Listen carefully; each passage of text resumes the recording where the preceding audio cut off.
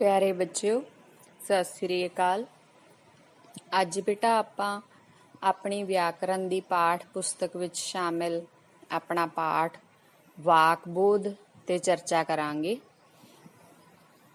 ਵਾਕਬੋਧ ਬੇਟਾ ਇਹਦੇ ਨਾਂ ਤੋਂ ਹੀ ਆਪਾਂ ਨੂੰ ਪਤਾ ਲੱਗਦਾ ਹੈ ਕਿ ਵਾਕਬੋਧ ਵਾਕ ਦਾ ਬੋਧ ਯਾਨੀ ਕਿ ਵਾਕ ਦੀ ਜਾਣਕਾਰੀ।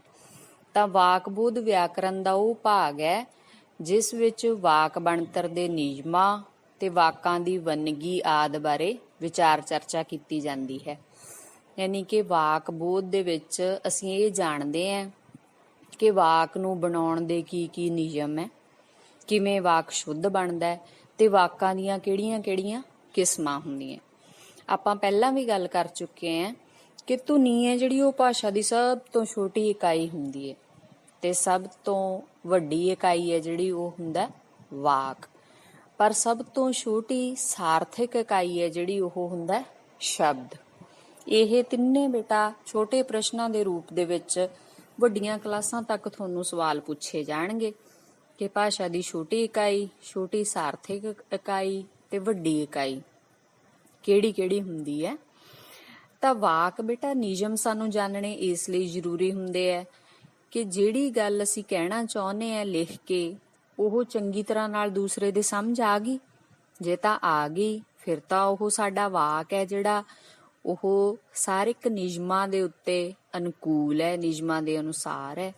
ਜੇ ਪੂਰੀ ਤਰ੍ਹਾਂ ਨਾਲ ਸਮਝ ਨਹੀਂ ਆਉਂਦੀ ਤਾਂ ਇਹਦਾ ਮਤਲਬ ਵਿਆਕਰਨਕ ਨਿਯਮਾਂ ਦੇ ਅਨੁਸਾਰ ਉਹ ਵਾਕ ਸਹੀ ਨਹੀਂ। ਕਿਉਂਕਿ ਜਿਹੜੀ ਗੱਲ ਪੂਰੀ ਸਮਝ ਨਾ ਆਵੇ ਬੋਲਚਾਲ ਦੇ ਵਿੱਚ ਤਾਂ ਕਿਉਂਕਿ ਅਸੀਂ ਇਸ਼ਾਰਿਆਂ ਦੇ ਨਾਲ ਦੂਸਰੇ ਸਾਡੇ ਸਾਹਮਣੇ ਵਾਲੇ ਬੰਦੇ ਨੂੰ ਅੱਧੀ ਗੱਲ ਸਮਝਾ ਦਿੰਨੇ ਆ ਤੇ ਬੋਲਚਾਲ ਦੇ ਵਿੱਚ ਅੱਧੀ ਗੱਲ ਬੋਲ ਕੇ ਵੀ ਗੱਲ ਸਮਝ ਆ ਸਕਦੀ ਹੈ। ਪਰ ਲਿਖਤ ਦੇ ਵਿੱਚ ਇਸ ਤਰ੍ਹਾਂ ਨਹੀਂ ਹੁੰਦਾ। ਲਿਖਤ ਦੇ ਵਿੱਚ ਵਾਕ ਹੈ ਜਿਹੜਾ ਉਹ ਪੂਰਾ ਸਪਸ਼ਟ ਹੋਣਾ ਚਾਹੀਦਾ। ਜਦੋਂ ਵੀ ਕਦੇ ਵਾਕ ਖਤਮ ਹੁੰਦਾ ਹੈ, ਅਸੀਂ ਵਾਕ ਖਤਮ ਕਰਦੇ ਹਾਂ, ਉਸ ਤੋਂ ਬਾਅਦ ਅਖੀਰ ਤੇ ਪੂਰਨ ਵਿਸ਼ਰਾਮ ਚਿੰਨ੍ਹ ਹੈ ਜਿਹੜਾ ਉਹ ਲਾਇਆ ਜਾਂਦਾ ਹੈ, ਯਾਨੀ ਕਿ ਡੰਡੀ ਲਾਈ ਜਾਂਦੀ ਹੈ। ਇਹ ਜ਼ਰੂਰੀ ਹੈ। ਉਸ ਤੋਂ ਬਾਅਦ ਬੇਟਾ ਵਿਆਕਰਨ ਦੇ ਵਿੱਚ ਵਾਕ ਹੈ ਜਿਹੜਾ ਉਹ ਦੋ ਭਾਗਾਂ 'ਚ ਵੰਡਿਆ ਜਾਂਦਾ। ਪਹਿਲਾ ਭਾਗ ਹੈ ਉਦੇਸ਼ ਤੇ ਦੂਸਰਾ ਭਾਗ ਹੈ ਵਿਧੇਯ। ਇਹ ਦੋ ਸ਼ਬਦ ਤੁਹਾਡੇ ਲਈ ਨਵੇਂ ਹੈ, ਇਹਨਾਂ ਨੂੰ ਯਾਦ ਰੱਖਣਾ ਹੈ। ਉਦੇਸ਼ ਤੇ ਵਿਧੇਯ ਮਤਲਬ ਵਾਕ ਦੇ ਦੋ ਹਿੱਸੇ ਹੈ ਜਿਹੜੇ ਹੁੰਦੇ ਆ। ਇੱਕ ਹਿੱਸਾ ਹੁੰਦਾ ਉਦੇਸ਼, ਇੱਕ ਹਿੱਸਾ ਹੁੰਦਾ ਵਿਧੇਯ। ਹੁਣ ਕਿਹੜਾ ਹਿੱਸਾ ਉਦੇਸ਼ ਮੰਨਿਆ ਜਾਂਦਾ ਹੈ, ਕਿਹੜਾ ਵਿਧੇਯ ਮੰਨਿਆ ਜਾਂਦਾ ਹੈ? ਤਾਂ ਉਦੇਸ਼ ਦੇ ਵਿੱਚ ਬੇਟਾ ਕਰਤਾ ਸ਼ਬਦ ਆਉਂਦਾ। ਕਰਤਾ ਹੈ ਜਿਹੜਾ ਉਹ ਨਾਮ ਜਾਂ ਪੜਨਾਮ ਸ਼੍ਰੇਣੀ ਦਾ ਆਮ ਤੌਰ ਤੇ ਸ਼ਬਦ ਹੁੰਦਾ। ਤਾਂ ਵਿਧੇਯ ਦੇ ਵਿੱਚ ਬਾਕੀ ਦਾ ਹਿੱਸਾ ਉਹ ਸਾਰਾ ਸ਼ਾਮਿਲ ਕੀਤਾ ਜਾਂਦਾ ਹੈ। ਵਿਧੇਯ ਦੀ ਪਹਿਚਾਣ ਮੁੱਖ ਤੌਰ ਤੇ ਇਹ ਹੈ ਕਿ ਉਸ ਦੇ ਵਿੱਚ ਕਿਰਿਆ ਸ਼ਬਦ ਲਾਜ਼ਮੀ ਹੁੰਦਾ ਹੈ। ਹੁਣ ਉਦਾਹਰਨ ਦੇ ਨਾਲ ਤੁਸੀਂ ਇਸ ਗੱਲ ਨੂੰ ਸੌਖੀ ਤਰ੍ਹਾਂ ਨਾਲ ਸਮਝ ਸਕਦੇ ਹੋ। ਜਿਵੇਂ ਆਪਾਂ ਇੱਕ ਵਾਕ ਦੀ ਉਦਾਹਰਨ ਲੈਂਦੇ ਹਾਂ, ਬੱਚਾ ਰੋ ਰਿਹਾ ਹੈ। ਤਾਂ ਇਹਦੇ ਵਿੱਚ ਬੱਚਾ ਹੈ ਜਿਹੜਾ ਉਹ ਨਾਮ ਸ਼੍ਰੇਣੀ ਦਾ ਸ਼ਬਦ ਹੈ, ਇਹ ਉਦੇਸ਼ ਹੈ। ਉਸ ਤੋਂ ਅੱਗੇ ਰੋ ਰਿਹਾ ਹੈ, ਇਹ ਕਿਰਿਆ ਹੈ। ਤਾਂ ਇਹ ਭਾਗ ਹੈ ਜਿਹੜਾ ਉਹ ਵਿਧੇਯ ਹੋਊਗਾ। ਦੂਸਰਾ ਉਦੇਸ਼ ਦੇ ਵਿੱਚ ਯਾਦ ਰੱਖਣ ਵਾਲੀ ਗੱਲ ਇਹ ਹੈ ਕਿ ਕੰਮ ਕਰਨ ਵਾਲਾ ਜਿਹੜਾ ਉਹ ਉਦੇਸ਼ ਹੁੰਦਾ, ਜੋ ਕੰਮ ਹੋ ਰਿਹਾ ਉਹ ਵਿਧੇਯ ਹੁੰਦਾ। ਜਿਵੇਂ ਇੱਕ ਹੋਰ ਵਾਕ ਹੋ ਸਕਦਾ ਹੈ, ਲੜਕੇ ਪੜ੍ਹ ਰਹੇ ਹਨ। ਤਾਂ ਇਹਦੇ ਵਿੱਚ ਉਦੇਸ਼ ਕੀ ਹੋਊਗਾ? ਲੜਕੇ ਪੜ੍ਹ ਰਹੇ ਹਨ, ਵਿਧੇਯ। ਮੀਂਹ ਪੈ ਰਿਹਾ ਹੈ, ਮੀਂਹ ਉਦੇਸ਼ ਹੈ, ਪੈ ਰਿਹਾ ਹੈ ਵਿਧੇਯ। ਪੰਛੀ ਉੱਡ ਜਾਣਗੇ, ਪੰਛੀ ਉਦੇਸ਼ ਹੈ, ਉੱਡ ਜਾਣਗੇ ਵਿਧੇਯ। ਤਾਂ ਮੈਨੂੰ ਲੱਗਦਾ ਹੈ ਹੁਣ ਤੁਹਾਨੂੰ ਸਮਝ ਆ ਗਿਆ ਕਿ ਵਾਕ ਦੇ ਦੋ ਹਿੱਸੇ ਅਸੀਂ ਕਿਵੇਂ ਕਰਨੇ ਆ, ਕਿਸ ਨੂੰ ਉਦੇਸ਼ ਕਹਿਣਾ ਤੇ ਕਿਸ ਨੂੰ ਵਿਧੇਯ ਕਹਿਣਾ। ਉਸ ਤੋਂ ਬਾਅਦ ਵਾਕ ਦੀ ਵੰਡ ਹੈ ਜਿਹੜੀ ਉਹ ਦੋ ਤਰ੍ਹਾਂ ਨਾਲ ਕੀਤੀ ਜਾਂਦੀ ਹੈ। ਪਹਿਲੀ ਪ੍ਰਕਾਰ ਦੀ ਵੰਡ ਹੈ ਜਿਹੜੀ ਉਹ ਬਣਤਰ ਦੇ ਪੱਖੋਂ ਹੁੰਦੀ ਹੈ ਕਿ ਵਾਕ ਹੈ ਜਿਹੜਾ ਉਹ ਬਣਿਆ ਕਿਸ ਤਰ੍ਹਾਂ। ਇਹਦੀਆਂ ਤਿੰਨ ਕਿਸਮਾਂ ਨੇ ਬੇਟਾ, ਤਿੰਨ ਤਰ੍ਹਾਂ ਨਾਲ ਅਸੀਂ ਇਹਨੂੰ ਵੰਡ ਸਕਦੇ ਹਾਂ। ਪਹਿਲੀ ਹੈ ਸਧਾਰਨ ਵਾਕ, ਸੰਯੁਕਤ ਵਾਕ ਤੇ ਮਿਸ਼ਰਤ ਵਾਕ। ਇਹ ਬਣਤਰ ਦੇ ਪੱਖੋਂ ਵੰਡ ਹੈ। ਤਾਂ ਇਹਦੇ ਵਿੱਚ ਅਸੀਂ ਵਾਕ ਦੇ ਤਿੰਨ ਹਿੱਸੇ ਬਣਾਤੇ, ਸਧਾਰਨ, ਸੰਯੁਕਤ ਤੇ ਮਿਸ਼ਰਤ। ਹੁਣ ਸਧਾਰਨ ਵਾਕ ਕੀ ਹੁੰਦਾ, ਕਿਵੇਂ ਪਤਾ ਲੱਗੂਗਾ ਕਿ ਇਹ ਵਾਕ ਹੈ ਜਿਹੜਾ ਉਹ ਸਧਾਰਨ ਵਾਕ ਹੈ? ਇਹਦੇ ਵਿੱਚ ਅਸੀਂ ਇਹ ਧਿਆਨ ਰੱਖਣਾ ਹੈ ਕਿ ਜਿਸ ਵਾਕ ਵਿੱਚ ਕੇਵਲ ਇੱਕ ਹੀ ਕਿਰਿਆ ਹੋਵੇ ਉਸ ਨੂੰ ਅਸੀਂ ਸਧਾਰਨ ਵਾਕ ਆਖਦੇ ਹਾਂ, ਯਾਨੀ ਕਿ ਸਿਰਫ ਇੱਕ ਕੰਮ ਹੀ ਹੋ ਰਿਹਾ ਹੈ, ਤਾਂ ਉਹ ਵਾਕ ਹੈ ਜਿਹੜਾ ਉਹ ਸਧਾਰਨ ਹੋਊਗਾ। ਇਹਦੀ ਇੱਕ ਮੁੱਖ ਪਛਾਣ ਇਹ ਹੈ ਕਿ ਆਮ ਤੌਰ ਤੇ ਇਹ ਵਾਕ ਛੋਟਾ ਹੁੰਦਾ ਹੈ। ਉਦਾਹਰਨ ਵਜੋਂ ਬੱਚਾ ਰੋ ਰਿਹਾ ਹੈ, ਲੜਕਾ ਖੇਡਦਾ ਹੈ। ਹੁਣ ਇਹ ਦੋ ਅਲੱਗ-ਅਲੱਗ ਵਾਕ ਹੈ, ਇਹਨਾਂ 'ਚ ਇੱਕ-ਇੱਕ ਕੰਮ ਹੀ ਹੋ ਰਿਹਾ ਹੈ। ਇੱਕ 'ਚ ਬੱਚਾ ਰੋ ਰਿਹਾ ਹੈ, ਦੂਜੇ 'ਚ ਲੜਕਾ ਖੇਡਦਾ ਹੈ, ਇੱਕ-ਇੱਕ ਕਿਰਿਆ, ਤਾਂ ਇਹ ਵਾਕ ਸਧਾਰਨ ਹੋ ਗਏ। ਦੂਸਰਾ ਹੈ ਸੰਯੁਕਤ ਵਾਕ। ਸੰਯੁਕਤ ਵਾਕ ਕੀ ਹੁੰਦਾ? ਜਿਹਦੇ ਵਿੱਚ ਮੁੱਖ ਤੌਰ ਤੇ ਦੋ ਸਧਾਰਨ ਵਾਕ ਹੋਣ, ਠੀਕ ਹੈ, ਜਾਂ ਅਸੀਂ ਇਹਨਾਂ ਨੂੰ ਇਹ ਕਹਿ ਸਕਦੇ ਹਾਂ ਕਿ ਦੋ ਸਧਾਰਨ ਵਾਕਾਂ ਨੂੰ ਅਸੀਂ ਯੋਜਕਾਂ ਦੀ ਸਹਾਇਤਾ ਨਾਲ ਜੋੜ ਕੇ ਬਣਾਇਆ ਹੋਵੇ, ਤਾਂ ਉਹ ਦੋਨੇ ਜਿਹੜੇ ਸਧਾਰਨ ਵਾਕ ਨੇ ਉਹਨਾਂ ਨੂੰ ਅਸੀਂ ਉਪਵਾਕ ਵੀ ਕਹਿ ਦਿੰਦੇ ਹਾਂ। ਉਪਵਾਕ ਦਾ ਮਤਲਬ ਹੁੰਦਾ ਹੈ ਵਾਕ ਦਾ ਹਿੱਸਾ, ਕਿਉਂਕਿ ਹੋਊਗਾ ਤਾਂ ਉਹ ਬੇਟਾ ਇੱਕ ਵਾਕ ਹੀ, ਪਰ ਉਹਦੇ ਵਿੱਚ ਦੋ ਸਧਾਰਨ ਵਾਕ ਸਮਾਏ ਹੋਏ ਹੈ, ਇਸ ਲਈ ਅਸੀਂ ਇਹ ਕਵਾਂਗੇ ਕਿ ਉਹ ਵਾਕ ਦੇ ਦੋ ਹਿੱਸੇ ਹੈ, ਉਸ ਵਾਕ ਦੇ ਵਿੱਚ ਦੋ ਉਪਵਾਕ ਨੇ। ਦੋ ਉਪਵਾਕ ਯੋਜਕ ਦੀ ਸਹਾਇਤਾ ਨਾਲ ਜੋੜੇ ਗਏ ਤੇ ਇਸ ਤਰ੍ਹਾਂ ਨਾਲ ਇੱਕ ਨਵਾਂ ਵਾਕ ਬਣ ਗਿਆ, ਤਾਂ ਉਸ ਵਾਕ ਨੂੰ ਸੰਯੁਕਤ ਵਾਕ ਕਹਿੰਦੇ ਆ। ਹੁਣ ਉਦਾਹਰਨ ਤੋਂ ਤੁਹਾਨੂੰ ਸਪਸ਼ਟ ਹੋਊਗਾ, ਮਾਤਾ ਖਾਣਾ ਪਕਾ ਰਹੀ ਹੈ ਪਰ ਬੱਚੇ ਖੇਡ ਰਹੇ ਹਨ। ਹੁਣ ਦੇਖੋ ਇਹਦੇ ਵਿੱਚ ਦੋ ਸਧਾਰਨ ਵਾਕ ਅਸੀਂ ਕਹਿ ਸਕਦੇ ਹਾਂ।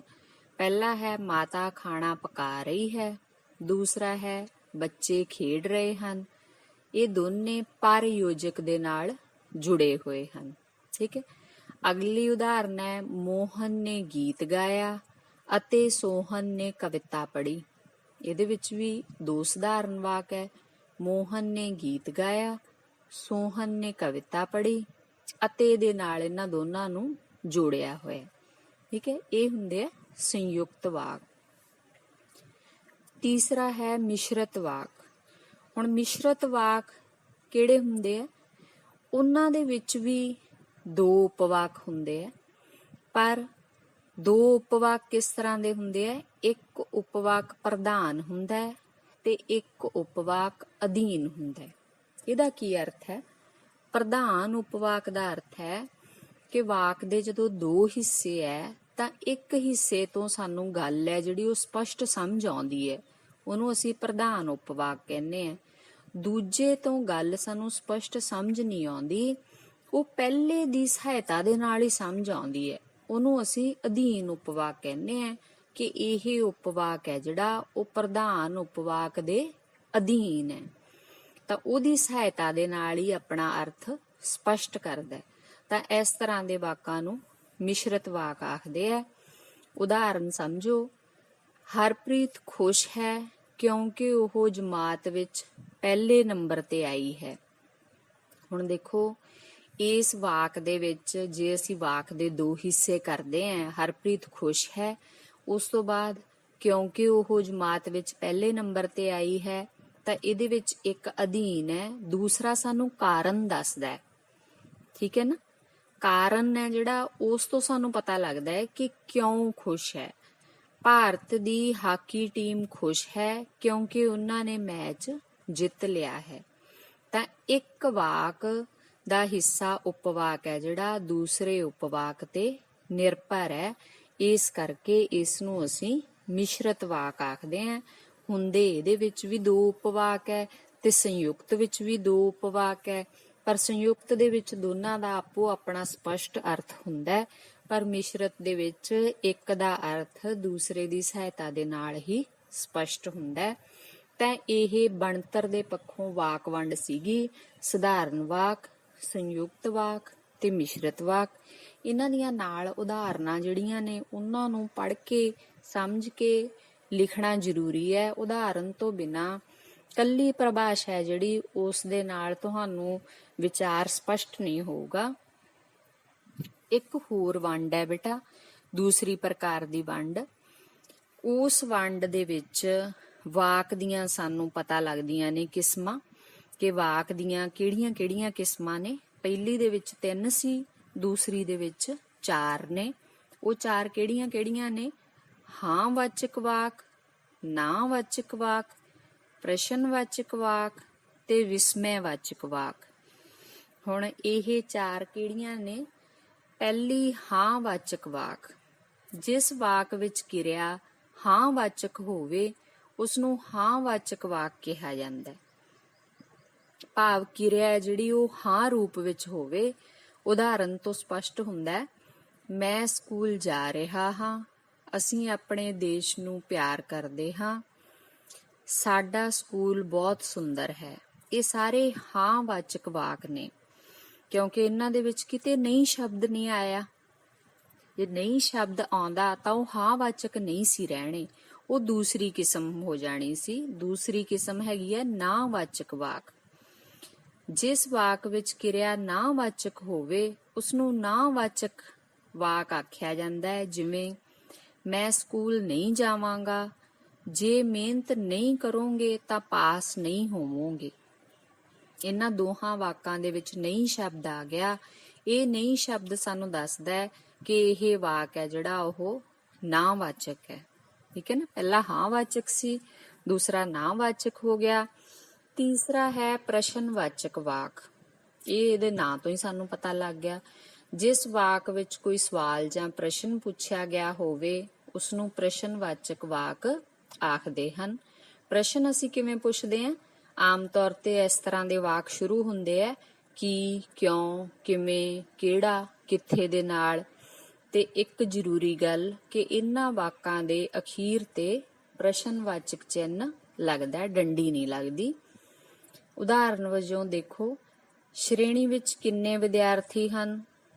ਕੀ ਉਹ ਪੜ੍ਹ ਰਿਹਾ ਹੈ? ਕਿਤਾਬਾਂ ਕਿੱਥੋਂ ਮਿਲਦੀਆਂ ਹਨ? ਹੁਣ ਇਹ ਸਾਰੇ ਪ੍ਰਸ਼ਨ ਵਾਚਕ ਵਾਕ ਹੈ। ਇਹਨਾਂ ਦੇ ਅਖੀਰ ਤੇ ਪ੍ਰਸ਼ਨ ਵਾਚਕ ਚਿੰਨ੍ਹ ਹੈ ਜਿਹੜਾ ਉਹ ਲੱਗਦਾ। ਚੌਥੀ ਕਿਸਮ ਹੈ ਵਿਸਮੈ ਵਾਚਕ ਵਾਕ। ਹੁਣ ਵਿਸਮੈ ਵਾਚਕ ਵਾਕ ਅਸੀਂ ਪਹਿਲਾਂ ਵੀ ਪੜ੍ਹ ਚੁੱਕੇ ਹਾਂ। ਜਿਸ ਵਾਕ ਵਿੱਚ ਹੈਰਾਨੀ ਜਾਂ ਵਿਸਮੈ ਦਾ ਭਾਵ ਪ੍ਰਗਟ ਹੋਵੇ ਉਸਨੂੰ ਵਿਸਮੈ ਵਾਚਕ ਵਾਕ ਆਖਦੇ ਹਨ। ਤੇ ਇਸ ਤਰ੍ਹਾਂ ਦੇ ਵਾਕਾਂ ਦੇ ਅੰਤ ਦੇ ਵਿੱਚ ਕੀ ਲੱਗਦਾ? ਨਾ ਡੰਡੀ ਲੱਗਦੀ ਹੈ, ਨਾ ਪ੍ਰਸ਼ਨ ਵਾਚਕ ਚਿੰਨ੍ਹ ਲੱਗਦਾ। ਇਹਨਾਂ ਦੇ ਅਖੀਰ ਤੇ ਵਿਸਮਿਕ ਚਿੰਨ੍ਹ ਦੀ ਵਰਤੋਂ ਹੁੰਦੀ ਹੈ। ਜਿਵੇਂ ਆਹ ਕਿੰਨਾ ਸੋਹਣਾ ਫੁੱਲ ਹੈ, ਹਾਏ ਤੂੰ ਕਿੰਨੀ ਦੇਰ ਬਾਅਦ ਮਿਲੀ ਹੈ। ਠੀਕ ਹੈ ਨਾ, ਹੈਰਾਨੀ ਜਾਂ ਖੁਸ਼ੀ ਦੇ ਭਾਵ ਪ੍ਰਗਟ ਹੁੰਦੇ ਹੈ ਤਾਂ ਇਹਨਾਂ ਵਾਕਾਂ ਦੇ ਵਿੱਚ ਵਿਸਮਿਕ ਚਿੰਨ੍ਹ ਹੈ ਜਿਹੜਾ ਉਹ ਲਗਾਇਆ ਜਾਂਦਾ ਹੈ। ਤੇ ਇਸ ਤਰ੍ਹਾਂ ਦੇ ਵਾਕਾਂ ਨੂੰ ਵਿਸਮੈ ਵਾਚਕ ਵਾਕ ਕਿਹਾ ਜਾਂਦਾ। ਠੀਕ ਹੈ, ਤਾਂ ਇਹ ਸਾਡਾ ਪਾਠ ਸੀ ਬੇਟਾ ਵਾਕ ਬੋਧ। ਸਭ ਤੋਂ ਪਹਿਲਾਂ ਮੈਂ ਤੁਹਾਨੂੰ ਇਹ ਦੱਸਿਆ ਕਿ ਵਾਕ ਬੋਧ ਹੁੰਦਾ ਕੀ ਹੈ। ਫਿਰ ਅਸੀਂ ਉਹਦੇ 2 ਹਿੱਸੇ ਪੜ੍ਹੇ, ਉਦੇਸ਼ ਤੇ ਵਿਧੇਯ। ਫਿਰ ਅਸੀਂ ਉਹਦੀ 2 ਤਰ੍ਹਾਂ ਦੀ ਵੰਡ ਪੜ੍ਹੀ। ਪਹਿਲੀ ਵੰਡ ਉਹਨਾਂ ਨੇ ਬਣਤਰ ਦੇ ਆਧਾਰ ਤੇ ਦੱਸੀ ਹੈ ਆਪਾਂ ਨੂੰ। ਇਹਦੀਆਂ 3 ਕਿਸਮਾਂ ਨੇ, ਸਧਾਰਨ ਵਾਕ, ਸੰਯੁਕਤ ਵਾਕ ਤੇ ਮਿਸ਼ਰਤ ਵਾਕ। ਦੂਸਰੀ ਪ੍ਰਕਾਰ ਦੀ ਵੰਡ ਦੇ ਵਿੱਚ ਅਸੀਂ 4 ਕਿਸਮਾਂ ਜਾਣੀਆਂ, ਹਾਂ ਵਾਚਕ ਵਾਕ, ਨਾ ਵਾਚਕ ਵਾਕ, ਪ੍ਰਸ਼ਨ ਵਾਚਕ ਵਾਕ ਤੇ ਵਿਸਮੈ ਵਾਚਕ ਵਾਕ। ਹੁਣ ਮੈਨੂੰ ਉਮੀਦ ਹੈ ਤੁਹਾਨੂੰ ਸਾਰਾ ਪਾਠ ਸਮਝ ਆ ਗਿਆ ਹੋਊਗਾ। ਤਾਂ ਉਸ ਤੋਂ ਬਾਅਦ ਅਸੀਂ ਇਹਦਾ ਅਭਿਆਸ ਹੈ ਜਿਹੜਾ ਉਹ ਦੇਖੀਏ। ਅਭਿਆਸ ਦੇ ਵਿੱਚ ਕਿਹੜੇ ਪ੍ਰਸ਼ਨ ਪੁੱਛੇ ਗਏ ਆ। ਸਭ ਤੋਂ ਪਹਿਲਾ ਪ੍ਰਸ਼ਨ ਹੈ ਵਾਕ ਬੋਧ ਤੋਂ ਕੀ ਭਾਵ ਹੈ, ਉਦਾਹਰਨ ਸਹਿਤ ਲਿਖੋ। ਤਾਂ ਵਾਕ ਬੋਧ ਕੀ ਹੁੰਦਾ? ਵਾਕ ਬੋਧ ਵਿਆਕਰਨ ਦਾ ਉਹ ਭਾਗ ਹੈ ਜਿਸ ਵਿੱਚ ਵਾਕ ਬਣਤਰ ਦੇ ਨਿਯਮਾਂ, ਵਾਕਾਂ ਦੀ ਵੰਨਗੀ ਆਦਿ ਬਾਰੇ ਵਿਚਾਰ ਕੀਤੀ ਜਾਂਦੀ ਹੈ। ਇਹ ਵਾਕ ਬੋਧ ਹੋ ਗਿਆ। ਹੁਣ ਉਦਾਹਰਨ, ਇਹਨਾਂ ਵਿੱਚੋਂ ਤੁਸੀਂ ਕੋਈ ਵੀ ਉਦਾਹਰਨ ਦੇ ਸਕਦੇ ਹੋ। ਬੱਚਾ ਰੋ ਰਿਹਾ ਹੈ, ਲੜਕੇ ਪੜ੍ਹ ਰਹੇ ਹਨ, ਮੀਂਹ ਪੈ ਰਿਹਾ ਹੈ, ਪੰਛੀ ਉੱਡ ਜਾਣਗੇ। ਉਸ ਤੋਂ ਬਾਅਦ ਦੂਸਰਾ ਪ੍ਰਸ਼ਨ ਹੈ ਵਾਕ ਕਿੰਨੇ ਪ੍ਰਕਾਰ ਦੇ ਹੁੰਦੇ ਹਨ, ਉਦਾਹਰਨਾਂ ਸਹਿਤ ਲਿਖੋ। ਤਾਂ ਵਾਕ ਹੈ ਜਿਹੜੇ ਇਹ 2 ਪ੍ਰਕਾਰ ਦੀ ਵੰਡ ਹੈ। ਸਭ ਤੋਂ ਪਹਿਲੀ ਪ੍ਰਕਾਰ ਦੀ ਵੰਡ ਹੈ ਜਿਹੜੀ ਉਹ ਬਣਤਰ ਦੇ ਪੱਖੋਂ ਹੈ। ਬਣਤਰ ਦੇ ਪੱਖੋਂ ਵਾਕ ਵੰਡ ਹੈ ਜਿਹੜੀ ਉਹ ਸਧਾਰਨ ਵਾਕ, ਸੰਯੁਕਤ ਵਾਕ ਤੇ ਮਿਸ਼ਰਤ ਵਾਕ। ਹੁਣ ਇਹਦੇ ਵਿੱਚ ਸਧਾਰਨ ਵਾਕ ਕਿਹੜਾ ਹੈ ਮੈਂ ਤੁਹਾਨੂੰ ਪਹਿਲਾਂ ਦੱਸ ਚੁੱਕੀ ਹਾਂ ਕਿ ਜਿਸ ਵਾਕ ਵਿੱਚ ਕੇਵਲ ਇੱਕ ਹੀ ਕਿਰਿਆ ਹੋਵੇ ਉਸ ਨੂੰ ਸਧਾਰਨ ਵਾਕ ਕਿਹਾ ਜਾਂਦਾ ਹੈ। ਉਦਾਹਰਨ, ਬੱਚਾ ਰੋ ਰਿਹਾ ਹੈ। ਸੰਯੁਕਤ ਵਾਕ, ਜਦੋਂ ਦੋ ਸਧਾਰਨ ਜਾਂ ਸਮਾਨ ਵਾਕਾਂ ਨੂੰ ਸਮਾਨ ਯੋਜਕਾਂ ਨਾਲ ਜੋੜ ਕੇ ਇੱਕ ਵਾਕ ਬਣਾਇਆ ਜਾਵੇ ਤਾਂ ਉਸ ਨੂੰ ਅਸੀਂ ਸੰਯੁਕਤ ਵਾਕ ਆਖਦੇ ਹਾਂ। ਉਦਾਹਰਨ ਵਜੋਂ, ਮਾਤਾ ਖਾਣਾ ਪਕਾ ਰਹੀ ਹੈ ਪਰ ਬੱਚੇ ਖੇਡ ਰਹੇ ਹਨ। ਤੀਸਰਾ ਹੈ ਮਿਸ਼ਰਤ ਵਾਕ, ਜਿਸ ਵਾਕ ਵਿੱਚ ਇੱਕ ਪ੍ਰਧਾਨ ਉਪਵਾਕ ਅਤੇ ਇੱਕ ਜਾਂ ਇੱਕ ਤੋਂ ਵੱਧ ਅਧੀਨ ਉਪਵਾਕ ਹੁੰਦੇ ਹੈ, ਉਸ ਨੂੰ ਮਿਸ਼ਰਤ ਵਾਕ ਆਖਦੇ ਹਨ। ਉਦਾਹਰਨ, ਹਰਪ੍ਰੀਤ ਖੁਸ਼ ਹੈ ਕਿਉਂਕਿ ਉਹ ਜਮਾਤ ਵਿੱਚ ਪਹਿਲੇ ਨੰਬਰ ਤੇ ਆਈ ਹੈ। ਦੂਸਰੀ ਪ੍ਰਕਾਰ ਦੀ ਵੰਡ ਹੈ ਜਿਹੜੀ ਉਹਦੇ ਵਿੱਚ 4 ਕਿਸਮਾਂ ਨੇ। ਹਾਂ ਵਾਚਕ ਵਾਕ, ਜਿਸ ਵਾਕ ਵਿੱਚ ਕਿਰਿਆ ਹਾਂ ਵਾਚਕ ਹੋਵੇ ਉਸ ਨੂੰ ਹਾਂ ਵਾਚਕ ਵਾਕ ਕਿਹਾ ਜਾਂਦਾ ਹੈ, ਜਿਵੇਂ ਮੈਂ ਸਕੂਲ ਜਾ ਰਿਹਾ ਹਾਂ। ਨਾ ਵਾਚਕ ਵਾਕ, ਜਿਸ ਵਾਕ ਵਿੱਚ ਕਿਰਿਆ ਨਾ ਵਾਚਕ ਹੋਵੇ ਉਸ ਨੂੰ ਨਾ ਵਾਚਕ ਵਾਕ ਕਿਹਾ ਜਾਂਦਾ ਹੈ, ਜਿਵੇਂ ਮੈਂ ਸਕੂਲ ਨਹੀਂ ਜਾਵਾਂਗਾ।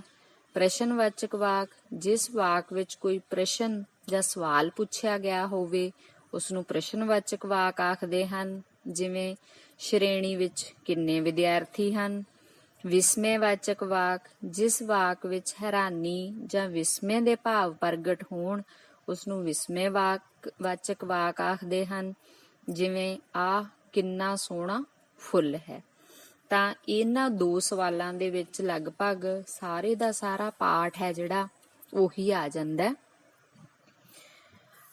ਉਸ ਤੋਂ ਬਾਅਦ ਤੀਸਰਾ ਪ੍ਰਸ਼ਨ ਹੈ, ਹੇਠ ਕੁਝ ਵਾਕ ਦਿੱਤੇ ਗਏ ਹਨ, ਉਹਨਾਂ ਦੇ ਸਾਹਮਣੇ ਖਾਲੀ ਥਾਂ ਛੱਡੀ ਗਈ ਹੈ। ਪਹਿਲਾ ਵਾਕ ਹੈ ਬੇਟਾ, ਰਾਮ ਪੜ੍ਹਦਾ ਹੈ। ਹੁਣ ਇਹ ਵਾਕ ਦੀ ਕਿਹੜੀ ਕਿਸਮ ਹੈ?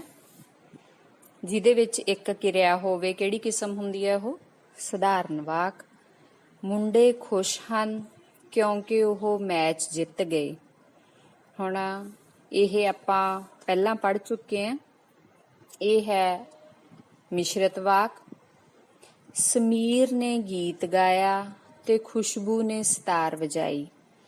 ਹੁਣ ਇਹ ਅਲੱਗ-ਅਲੱਗ ਨੇ ਦੋਨੇ, ਸਾਨੂੰ ਦੋਨਾਂ ਦੇ ਅਰਥ ਸਪਸ਼ਟ ਹੁੰਦੇ ਹੈ, ਤਾਂ ਇਹ ਸੰਯੁਕਤ ਵਾਕ।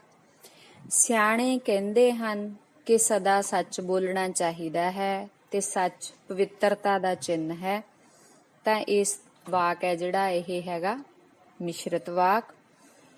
ਮੈਂ ਬਾਜ਼ਾਰ ਨਹੀਂ ਜਾਵਾਂਗਾ, ਨਹੀਂ ਸ਼ਬਦ ਆ ਗਿਆ ਤਾਂ ਨਾਂਹਵਾਚਕ। ਇਹ ਪੈਨ ਕਿਸ ਦਾ ਹੈ? ਪ੍ਰਸ਼ਨ ਪੁੱਛਿਆ ਗਿਆ ਤਾਂ ਪ੍ਰਸ਼ਨਵਾਚਕ। ਵਾਹ ਕਿੰਨਾ ਮਨਮੋਹਕ ਨਜ਼ਾਰਾ ਹੈ, ਤਾਂ ਇਹਦੇ ਵਿੱਚ ਵਿਸਮਿਕ ਚਿੰਨ੍ਹ ਆ ਗਿਆ, ਵਿਸਮਿਕ ਸ਼ਬਦ ਆ ਗਿਆ ਵਾਹ, ਤਾਂ ਇਹ ਵਿਸਮੇਵਾਚਕ ਵਾਕ ਹੋ ਗਿਆ।